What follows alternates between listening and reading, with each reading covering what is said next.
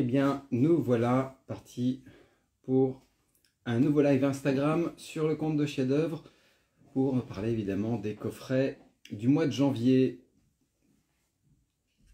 Bonjour à toutes et à tous et bienvenue. Je laisse évidemment se connecter un petit peu toute la tribu Chef d'Œuvre qui va peut-être partager avec nous ce live Instagram. On va parler des coffrets du mois de janvier, de l'actualité du club Chef d'Œuvre et puis un petit peu de tout ce qui va évidemment composer les quelques semaines et mois à venir dans cette tribu, cette communauté d'amateurs et d'acheteurs de vin. Donc bonsoir et bienvenue. Je suis très heureux de vous retrouver d'abord pour vous souhaiter, c'est encore temps, une merveilleuse année 2023. On va essayer tous ensemble évidemment de stimuler votre passion autour du vin, mais aussi de vous faire oublier un petit peu l'actualité. On va essayer de vous donner des perspectives en tout cas sur les nouveautés qui arrivent sur cette nouvelle année Chef d'Œuvre. De notre côté, l'équipe a été évidemment très heureuse il y a 2 semaines de recevoir le prix de la Revue des Vins de France comme étant le meilleur site de vente en ligne 2023. Et donc on est évidemment avec l'équipe très fiers de partager ce titre avec vous pour vous dire que tout ça c'est bien sûr toute une équipe qui travaille au quotidien, mais c'est aussi toutes les personnes qui nous suivent et évidemment tous les viticulteurs qui nous font confiance. Donc d'abord voilà pour l'actualité, on est évidemment extrêmement heureux de pouvoir partager cette reconnaissance avec vous. Je vais donc profiter de ces 45 minutes ensemble pour évidemment parler de l'actualité du club, vous donner un petit peu les tenants et les aboutissants des différents ateliers qui vous attendent là, les petites nouveautés, puis on va parler aussi un petit peu de la perspective. Donc au mois de janvier, on a déjà fait la semaine dernière un masterclass champagne qui a été un véritable succès, qui avait une forme de nouveauté également. Ça a été une nouveauté puisqu'il y a eu, on va dire, l'intégralité des cuvées qui ont été dégustées à l'aveugle avec une petite fiche qui permettait à chacun de mettre une note émotionnelle, une note artistique et une note évidemment rapport prix-plaisir. C'est tout nouveau et on vous dévoilera dans quelques heures sur le compte Instagram de Chef d'Œuvre le résultat de ces courses, parce qu'il y avait des très grandes icônes, des grands domaines, des vieux millésimes, des maisons, des choses comme ça.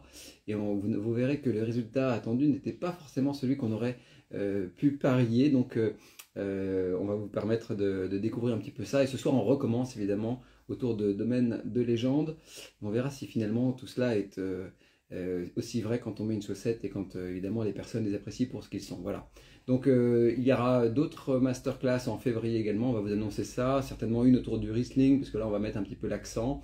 On fera peut-être pour ceux qui aiment évidemment ce cépage dans toutes ses dimensions, et on mettra évidemment toutes les verticales, toutes les possibilités de terroir, tous les pays. On mettra bien sûr en concurrence différents plaisirs pour que vous puissiez évidemment ici avec moi benchmarker un petit peu l'offre autour de ce cépage, des grands terroirs, comprendre un petit peu son interaction surtout avec les socles géologiques qui le font naître, ça c'est le plus important, et parler un petit peu de ces multiples possibilités en fonction de ses degrés de maturité. Bref, ça sera quelque chose d'assez intéressant si vous aimez évidemment les fragrances de ce grand cépage.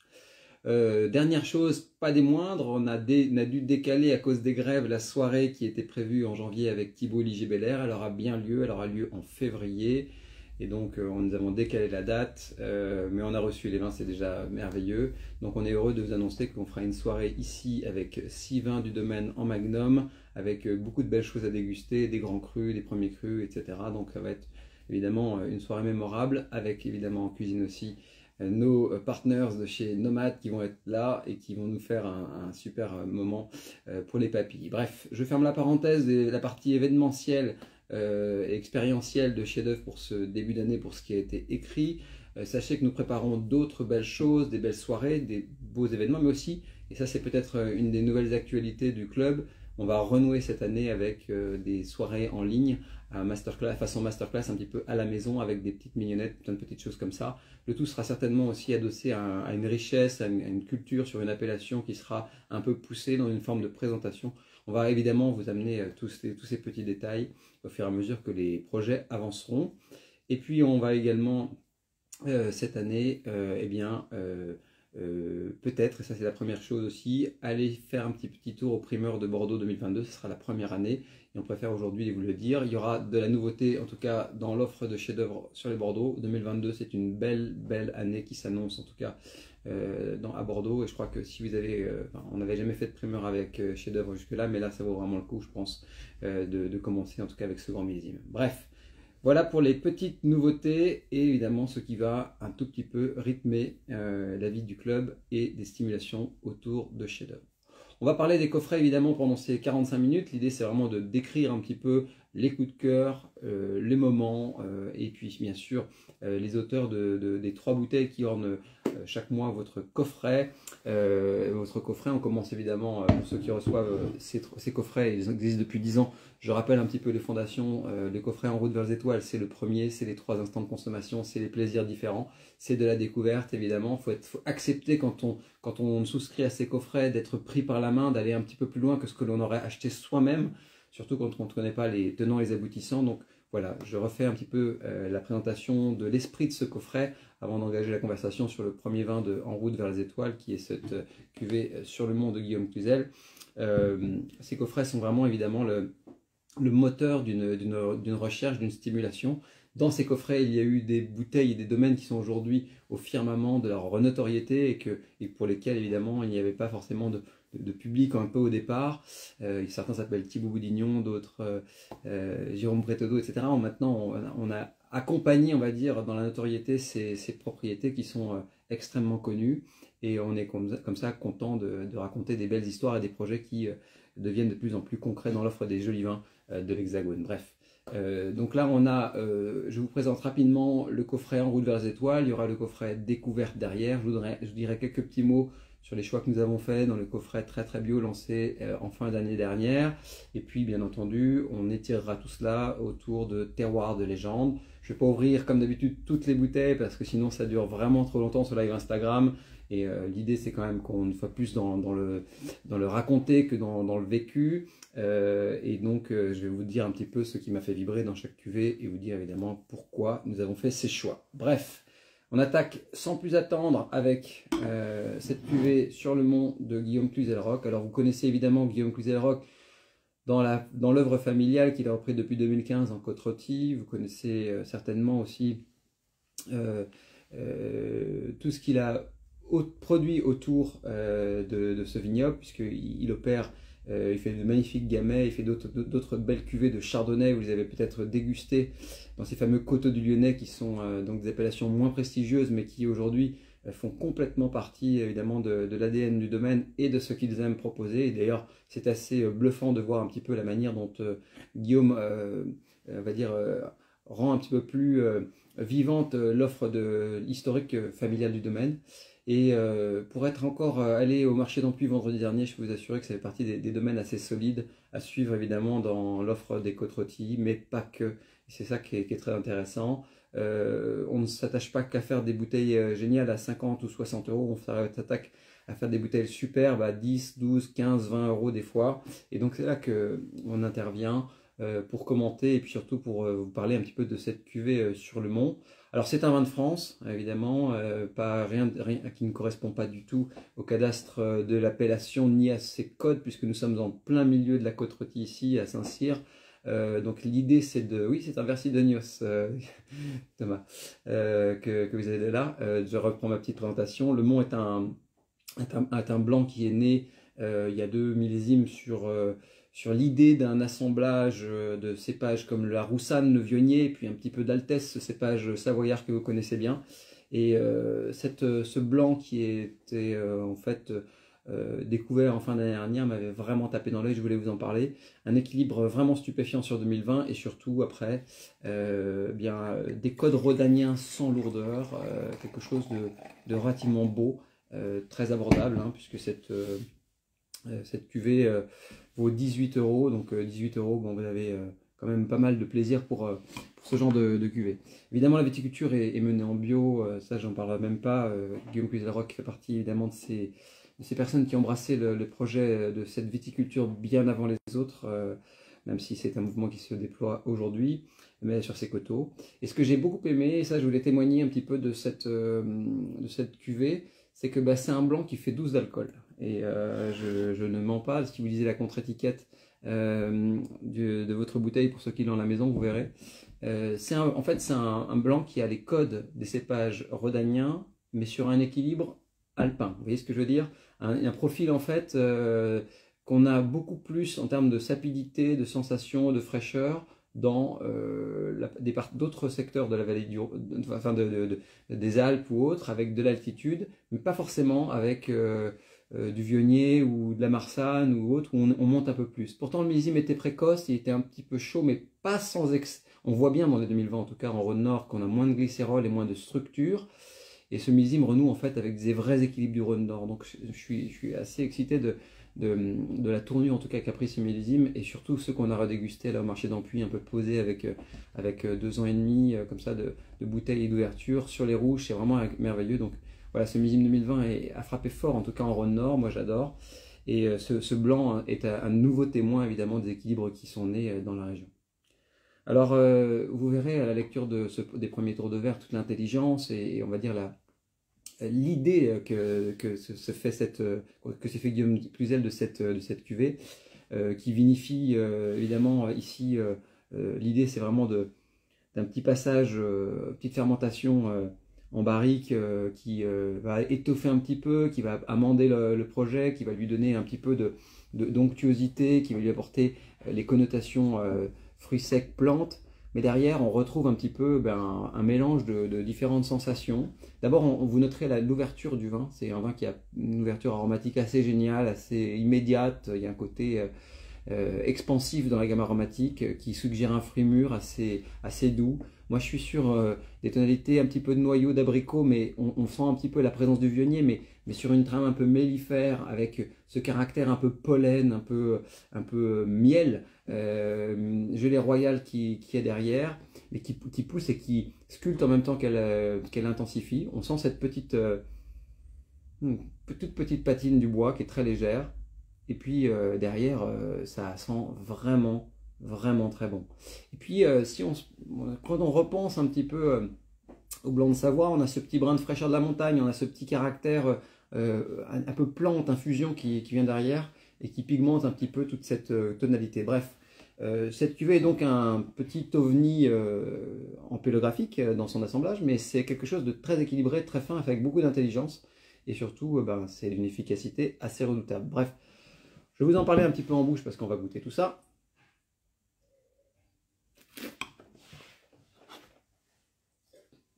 Je crache parce que sinon je ne terminerai pas ce live. L'idée de cette bouche, c'est de jouer le contraste entre le gras sec d'attaque, vous le verrez, même si le vin fait 12,5, on n'est pas que sur un profil tendu et persistant, on est sur quelque chose qui a un petit peu d'onctuosité, qui est très sapide, qui fait beaucoup saliver, qui va apporter cette connotation noyau assez rapidement, un peu noyau de Mirabelle qui remonte comme ça, et puis derrière, quelque chose mine de rien qui capte assez bien la dimension minérale des lieux. On n'est pas sur n'importe quel secteur, puisqu'on est quand même au nord des Côtes-Rôties, donc on a des socles géologiques assez prononcés, qui tirent les bouches, qui vont donner un petit peu d'éclat comme ça. C'est pas un monstre de minéralité, mais c'est quand même quelque chose qui a une griffe un petit peu particulière. Et ensuite, derrière, ce que j'aime bien dans la proposition, c'est que on a une attaque semi-bourguignonne dans le crémeux, la manière dont le vin se pose. On est dans une zone aromatique et sensorielle assez connue quand on aime les chardonnays fermentés sous bois par exemple et autres. Sauf que là évidemment on amplifie les messages juteux et fruités par la présence de Viognier et de la Roussanne, et puis la fraîcheur et le côté un petit peu nerveux de bouche est apporté évidemment par l'altesse qui va donner du rythme. En tout cas,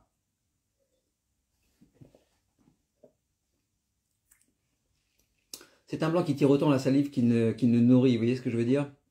Il a cette attaque sphérique, et puis après, il donne, et voilà. Bref, belle bouteille de blanc, rapport prix-plaisir assez dément, avec surtout une allonge gustative qui me rappelle, moi, des codes de Beau Saint-Jean blanc et autres. Donc c'est une catégorie de vin qui va peut-être, dans une série à l'aveugle, venir titiller des bouteilles qui valent 7, 8, 10, 15 euros de plus parfois. C'est intéressant évidemment quand on mesure des rapports prix-plaisir, ça on y est très attaché chez Chef-d'œuvre, de comparer des choses comme ça. Alors évidemment, là on ne peut pas comparer, il n'y a pas d'appellation, mais cette bouteille de vin de France de Guillaume Cluzel-Roch là, est une énième démonstration en tout cas d'une certaine maîtrise dans les blancs. Vous goûterez également, il fait des très beaux aligotés qu'il a vinifié d'ailleurs, aligoté bourguignon qu'il a vinifié. Il fait aussi d'autres cuvées de chardonnay dans ses Côtes du Lyonnais qui sont pas trop mal aussi. Ça a été un vrai coup de cœur et je remercie évidemment tout ça. Salut l'équipe de Gnome. De nous avoir fait découvrir ce trésor.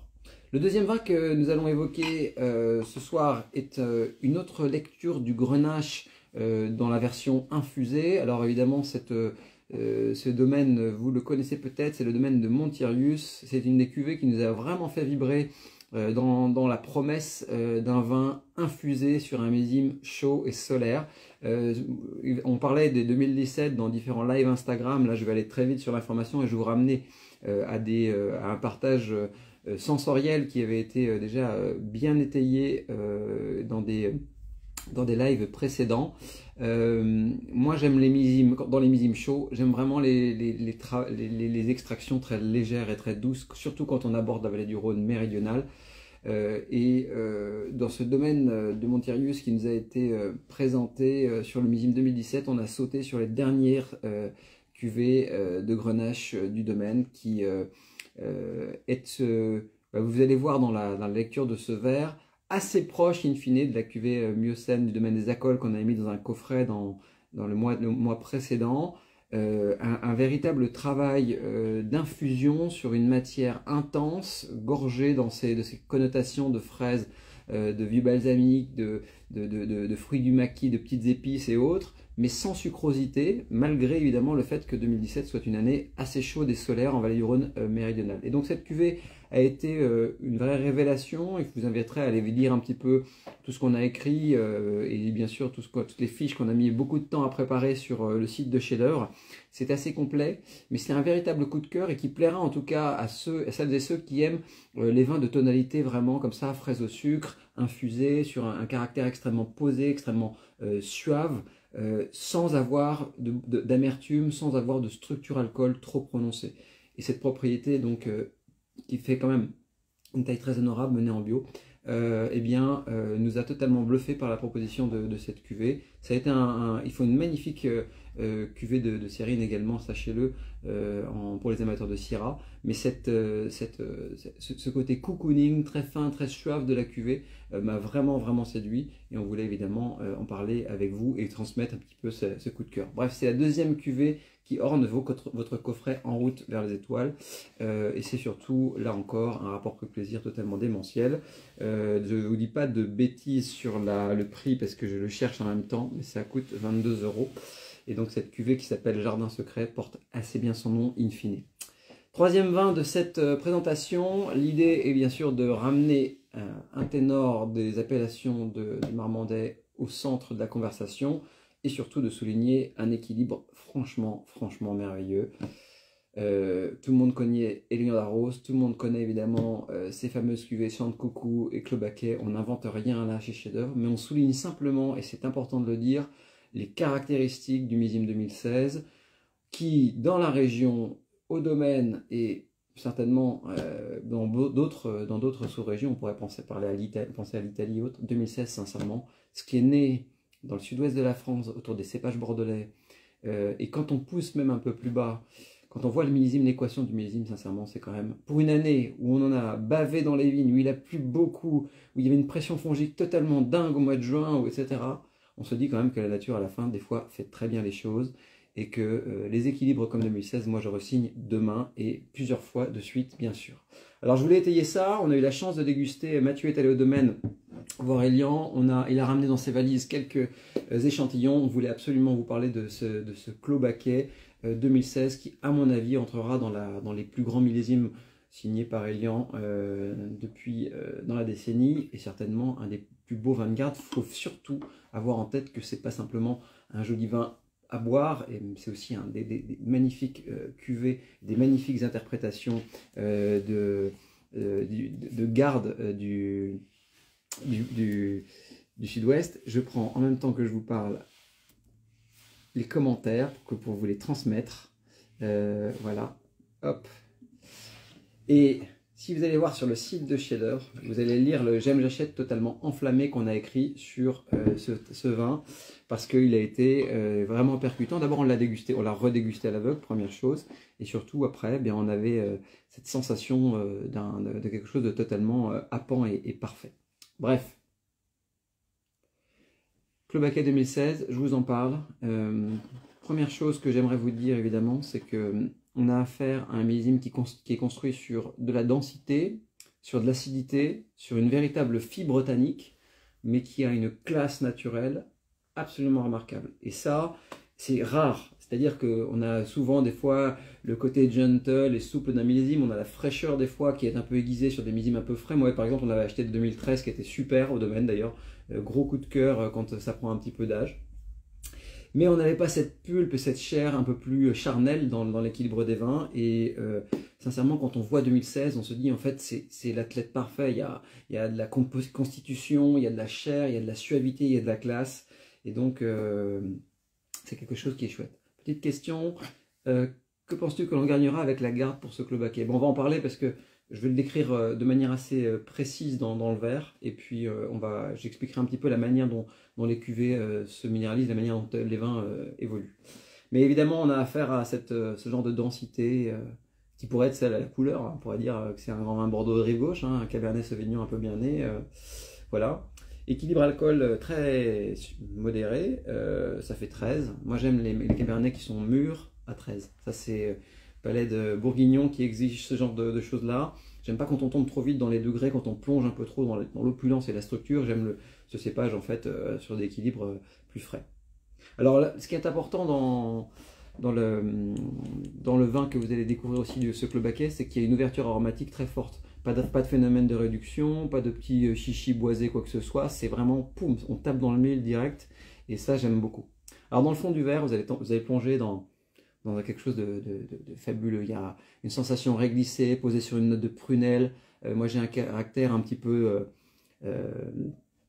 terrien qui vient de terre humide, un petit côté truffé. Je suis sûr que ça va truffer parce qu'on est sur un équilibre maturité-acidité assez beau.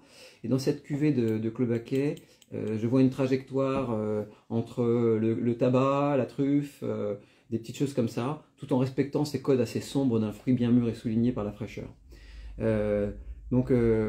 Quand on l'aère un petit peu, j'ai vraiment un fond de noyau de cerise bien sombre, type Burla, mais vraiment dans un corps un peu acidulé et vibrant. C'est vraiment quelque chose qui m'a happé. Et puis j'ai un petit filtre j'ai un petit côté menthol derrière qui vient tranquillement. À aucun moment on sent la présence du moindre pet de poivron ou de végétal dans ce vin. Et d'ailleurs on l'avait mis, sachez-le, on l'avait mis dans le chef-d'œuvre lab de la fin de l'année. On avait fait un parcours de dégustation, le chef-d'œuvre lab pour ceux qui n'ont pas suivi, c'est 24 vins dégustés, 80 au départ, c'était 80 sur l'iode, 80 sur du jambon ibérique, 80 sur des fromages, du marais 4 hommes, 80 sur du foie gras, 80 sur de la truffe et 80 sur du chocolat. Et on avait terminé une série de rouges avec un cacao très particulier qu'on avait voulu mettre en face de ce Clobaquet, donc un chocolat peu sucré, très savoureux, très dense sur les arômes de cacao amer. Et c'était un mariage vraiment merveilleux sur le Clobaquet 2016. Bref, revenons à nos moutons. Pas de fragrance végétale, mais quelque chose de très mûr, mais de très frais à la fois. En bouche.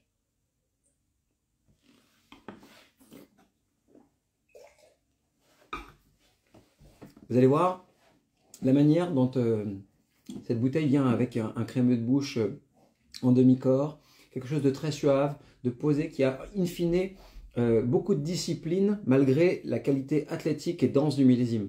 Ça, c'est quand même assez dingue de pouvoir faire ça. C'est de faire passer une intensité aromatique forte et intense dans des messages très suaves.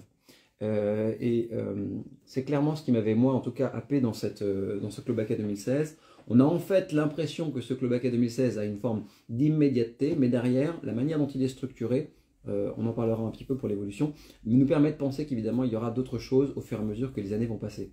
En tout cas, on a sur la rétro-olfaction, cette dimension un peu cacaotée, un peu réglissée, ce fruit plein, suave, qui en met plein les papilles et à la fois qui reste extrêmement diplomate. Mais on a un caractère un peu fibreux, un peu de densité quand même, un peu de puissance qui est là. On voit que, in fine, on n'a pas fait qu'un vin de confort et d'aisance, on est à faire un vin qui a des véritables racines. Ça fait beaucoup saliver, il y a une vraie longueur dans ce vin, une longueur qui mérite évidemment d'être applaudie et soulignée, et surtout un vin qui vous apportera de la grâce et de la classe là où finalement on est peut-être moins en face de les attendre. Petite question, Provenant de boire ce soir, alors, oui, alors, pour le boire ce soir, si vous le carafez, c'est très bien. Le plus important quand on carafe un vin, c'est de bien maîtriser sa température de service. Surtout de ne pas servir le vin trop chaud et surtout d'être agile sur la température de service. Donc attention simplement,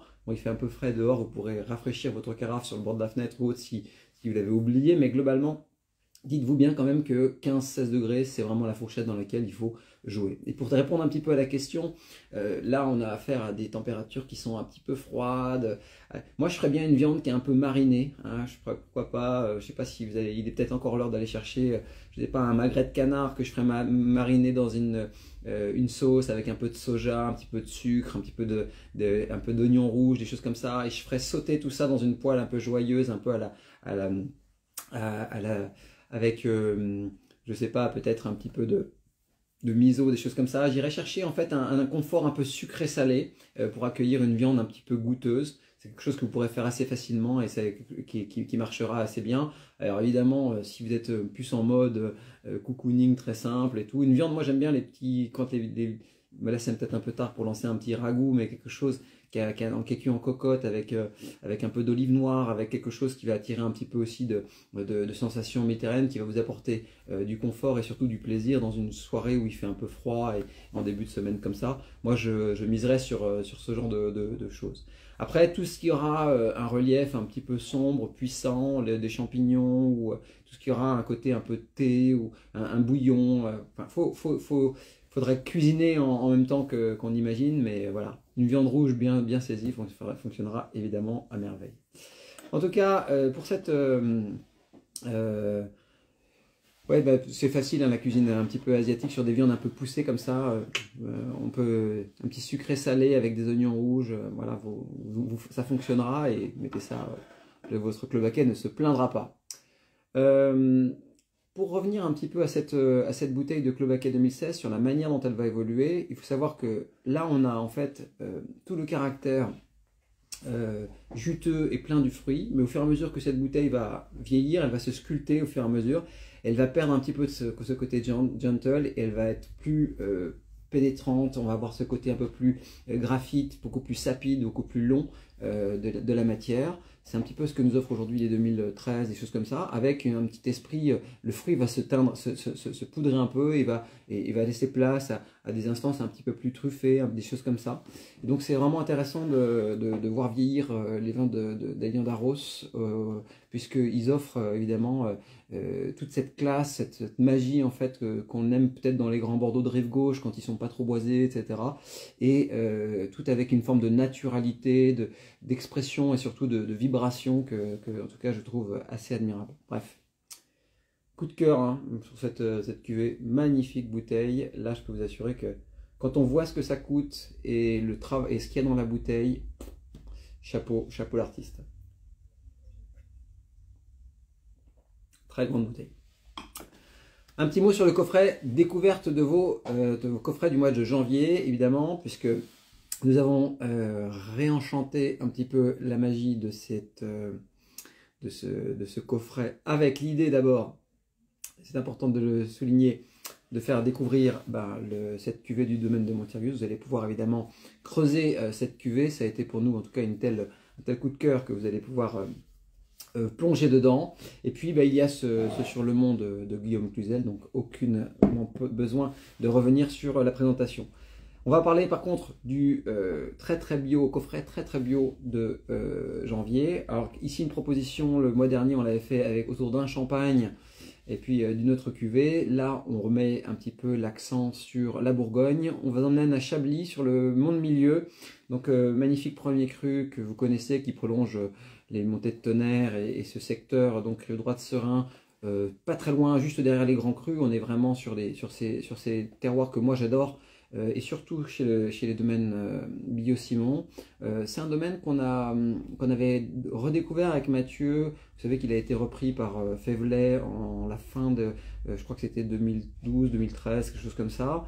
Et donc cette propriété nous avait bien tapé dans l'œil. On avait été à la rencontre d'Olivier Bailly, le régisseur du domaine, et qui nous avait vraiment frappé par la cohérence de la gamme et surtout ne serait-ce que depuis la cuvée Tête d'Or en Chablis classique et en déclinant un petit peu les cuvées, on avait vraiment flashé sur la proposition stylistique du domaine qui, pour nous en tout cas, faisait très vite partie des meilleurs de Chablis. Et donc on a suivi avec attention un petit peu cette proposition. Et on a toujours adoré les monts de milieu. Ils ont une belle parcelle de monts de milieu, elle fait plus de 2 hectares, donc ça permet de faire une vraie belle cuvée. Et surtout, ça permet d'avoir le millésime 2020, vous l'avez connu, il est précoce, chaud et autres. Mais à Chablis, j'aime beaucoup. On subit moins, je trouve, la chaleur à Chablis sur 2020 que sur certains millésimes un petit peu avant. On n'avait pas les rendements de 2018, mais on avait quand même un petit peu de jus. Et au domaine, j'ai adoré cette proposition. Donc, pour ceux qui vont avoir reçu cette bouteille dans leur coffret, elle est d'abord encore un peu jeune pour l'accession à tout le millefeuille minéral et à la dimension un peu plus pénétrante de ce terroir. Mais par contre, on a un équilibre texture-minéralité qui est quand même assez beau et dans laquelle vous allez pouvoir déjà prendre pas mal de plaisir si vous l'ouvrez. Et puis cette deuxième cuvée qu'on a mis dans le coffret, c'est un petit clin d'œil à notre ami Rémi Pedreno, qui est un client fidèle historique de Chef d'Œuvre, d'ailleurs, sachez-le, au coffret, acheteur de vin, passionné de vin, mais qui aussi nous a bien régalé avec la proposition de ces 2020. Donc là, clairement, une proposition sudiste à Anglade, mais qui plaira au Palais du Nord, puisque la vision de Rémi Pedreno dans ses rouges, c'est clairement la dimension pointue, bien salivante, des vins sans épaisseur et sans glycérol, imprimés par le calcaire, et puis surtout, après, des vins qui sont plus en persistance qu'en largeur et en richesse. Donc là encore, petit clin d'œil au Palais du Nord, puisque l'idée c'est pas de nourrir des papilles avec quelque chose d'édulcoré puissant, c'est quelque chose de... Voilà, si vous buvez des grands bonne dégustation en appui pour ceux qui veulent. Bref, tout ça pour dire que ce Roc d'Anglade rouge de Rémi Pedreno, c'est un rouge du sud version bourguignonne, si vous voulez ce que je veux dire. Une infusion des matières, des élevages délicats, des matières qui sont classe. Et ça, tout construit autour d'un fil de salivant bien acidulé. Ceux qui aiment adorent. Moi, je suis un fan depuis le premier jour. Et surtout, j'adore voir ces cuvées vieillir parce que, évidemment, quand elles se décharnent encore un peu plus, elles offrent beaucoup plus finalement qu'une simple conversation acidulée avec un petit peu des connotations des grenaches. On a autre chose, on a beaucoup plus de résonance minérale, on a des bouches qui sont un petit peu plus sapides, bref. Alors, un dernier mot sur les coffrets, évidemment. On va parler de l'Absolument Rouge 3 bouteilles, qui est composé de 2 vins, donc là je ne rentrerai pas. Le troisième vin que vous allez pouvoir découvrir, c'est cette cuvée qui est le domaine de Sulose. Vous avez peut-être déjà croisé cette propriété qui opère à quelques kilomètres, donc d'Aix-en-Provence, dans les Baux de Provence. On est vraiment dans les endroits un peu sauvages, perdus. Cette propriété, elle a une curiosité, une forme de curiosité. C'est une ferme dans laquelle on fait du cidre, dans laquelle on fait du miel, dans laquelle on fait des blés, du pain, de la bière et du vin. Donc c'est intéressant de creuser un petit peu cette propriété. Nous on avait été assez frappés par la cuvée qui s'appelle Chapelle Laïque avec Mathieu sur quelques millésimes. Je me rappelle du millésime 2014 qu'on avait servi dans une soirée ici qui était totalement folle. Et on aimait bien ce profil de vin assez libre, assez nature même je dirais dans l'approche. Où là en fait la résonance aromatique est tout autre et on voulait piquer la curiosité de ceux qui nous suivent dans ce coffret Absolument Rouge 3 bouteilles avec ce flacon qui fait rayonner les terroirs provençaux mais dans une lecture assez digeste, parfumée, épices, poivre sauvage, Sichuan, un peu olive. C'est quelque chose qui nous avait bien plu et ça reste un joli vin de conversation, voire de ski, hein, pour ceux qui préparent les vacances au ski. Donc on a pensé un petit peu à tout ça, on s'est dit que ce serait une bonne idée de vous faire découvrir tout ça. Bref, je termine cette petite présentation en vous parlant un petit peu du coffret Terroir de légende et je vais me servir un verre d'un d'entre eux, parce que là ça va vraiment le coup de prendre l'apéritif avec vous et de vous en parler surtout. Et puis, je terminerai évidemment ce live tranquillement en vous disant merci de l'avoir écouté, en tout cas pour ceux qui nous ont suivis depuis le début. Alors l'idée de cette bouteille là, c'est de vous emmener en Moselle et de vous faire déguster Grarerie Reich Auslese 2005 de DJ Prum. J'en partage avec vous les codes sensoriels. Regardez-moi ce trésor liquide. On est fiers de les avoir commandés, précommandés même en fin d'année. On voulait absolument vous faire goûter un vin à maturité et surtout vous parler de cette cuvée d'Auslese qui nous a vraiment régalé. 7,5 d'alcool, plus de 80 grammes de résiduel dans cette cuvée et le tout digéré par le temps. Et ça c'est merveilleux. Alors évidemment on a une signature de un des grands crus du domaine. On est sur une vendange qui a maintenant atteint un seuil de sagesse et de maturité qui offre la complexité au-delà simplement de la richesse et du côté waouh de cette Auslese merveilleux. Et là, c'est la rencontre de plein d'éléments. Déjà la présence intrinsèque des schistes, évidemment, qui est très très notable. Un caractère très digéré également du soufre, un caractère très exotique d'une matière, et puis surtout après un équilibre sucre-acide dément. Et c'est ça qui est absolument merveilleux dans les grands Riesling allemands, et surtout ceux de Moselle, c'est ce grand écart, ce contraste, cette douceur maîtrisée, et c'est quelque chose qui est voilà, de l'or liquide. Alors faut boire ça pour évidemment mesurer évidemment la magie, il faut les boire à maturité, et puis surtout avoir un regard différent posé sur ces équilibres à 7,5, 8 d'alcool, et avec des vins qui ont comme ça des hyperboles sensorielles derrière fascinantes.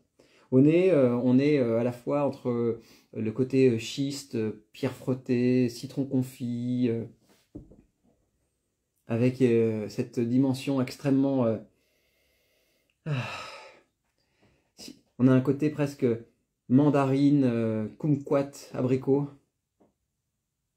Ah, ça sent bon, ça sent le lime confit aussi, il y a un côté infusion plante. Et c'est vraiment de l'or liquide. En bouche,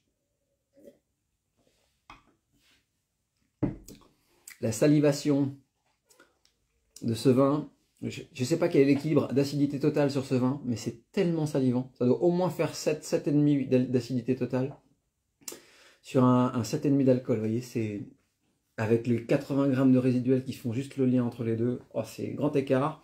Grande persistance aromatique des extraits secs, côté très citron confit, un peu sorbet citron en bouche, avec un petit relief sur la clémentine en rétro-olfaction. Très très beau.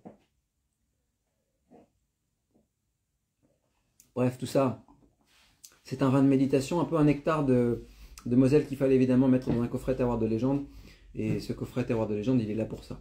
Alors, c'est accompagné dans le mois de janvier d'une parcellaire à l'intérieur de Château-la-Lagune qui s'appelle les Cabernets, que Caroline Fray signe en toute petite quantité. Elle nous fait l'honneur de nous les proposer, en tout cas chez Chef d'Œuvre. Voilà, ce vin est très différent du Château de la Lagune classique, il a une véritable fibre, c'est une croupe graveleuse un peu spéciale, des cabernets sélectionnés, elle fait que quelques pièces et donc on a voulu mettre aussi l'accent sur le caractère sensoriel assez fort de ces cabernets et donc c'est le millésime 2017, millésime Gélif de printemps, mais qui finalement aussi a livré pas mal de belles choses. On goûte pas trop mal les 2017 en ce moment à Bordeaux et il est intéressant évidemment d'en souligner un peu les contours. Vous allez retrouver cette bouteille dans ce coffret terroir de légende. Voilà, je crois avoir fait le tour en tout cas de ces coffrets. Il est l'heure pour moi de vous abandonner. Un masterclass sur les vins de légende ou pas nous attend. On était évidemment avec l'équipe de Chef d'Œuvre très heureux de vous retrouver pour ce début d'année. Pour ceux qui nous ont pris en route, on voulait vous souhaiter une belle année, une belle dégustation, un bon dîner à ceux qui préparent avec les vins du coffret évidemment, un petit dîner. Voilà, le vin c'est du partage, c'est de l'information, c'est surtout aussi beaucoup derrière d'histoire. Allez lire tout ça parce qu'on a mis, enfin là je vous les résume à travers ce live Instagram, mais on les a vraiment approfondis dans les différentes présentations que nous en avons fait sur le site de Chef d'Œuvre. Et si on a écrit tout ça, c'est parce que ça valait vraiment le coup. Merci d'aller les lire si vous êtes évidemment curieux. Sur ces mots, belle fin de soirée et à très bientôt autour d'un verre.